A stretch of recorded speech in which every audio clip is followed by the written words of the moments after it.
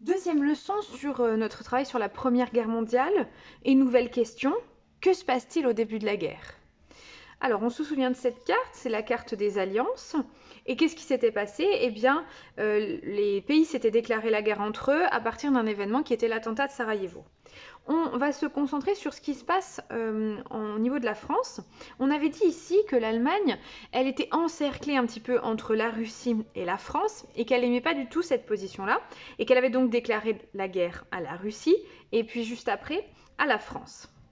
Et il y a quelque chose de très particulier, c'est à savoir, c'est que l'Allemagne, elle sait que la Russie, pour mobiliser son armée, pour faire venir son armée jusqu'à la frontière, elle va avoir besoin de beaucoup de temps. Parce que la Russie est un pays très très grand, donc ça va mettre vraiment beaucoup de temps pour que l'armée arrive. Et l'Allemagne, elle se dit quoi? Elle se dit que ça va être difficile de se battre sur les deux fronts, de ce côté-là et de ce côté-là. Donc le plan de l'Allemagne, c'est de conquérir d'abord la France et d'aller jusqu'à Paris, pour que cette partie soit en paix et après se concentrer sur la Russie. On va prendre une nouvelle carte qui va nous recentrer sur la frontière entre l'Allemagne et la France. Alors, plusieurs choses à savoir. Donc en rouge, j'ai mis l'Allemagne.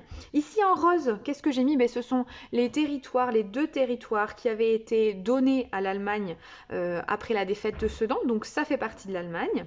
Et ici, vous voyez en jaune, ce sont les pays neutres. Au début de la guerre, la Suisse, le Luxembourg et la Belgique sont neutres. Et j'avais dit qu'on reviendrait sur le cas particulier de la Belgique, car effectivement, au début de la guerre, la Belgique, elle est neutre. Elle a déclaré la guerre à personne et elle ne veut pas la guerre. Et ça va avoir une très grande importance pour le début de la guerre. Alors, l'Allemagne, elle, comme la France, sait que les combats vont avoir lieu entre eux en premier. Et les généraux se disent en France, eh bien écoutez, là on ne peut pas passer sur les États qui sont neutres, donc l'Allemagne, qu'est-ce qu'elle va faire? L'armée allemande va passer par ici.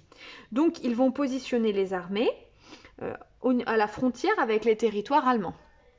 Et l'Allemagne, l'armée allemande, elle sait que effectivement, l'armée française va être positionnée là. Mais comme leur idée, c'est d'aller le plus vite possible, on se souvient, leur idée, c'est d'aller le plus vite possible pour conquérir la France le plus rapidement possible et ensuite, après, pouvoir se battre au niveau de la Russie.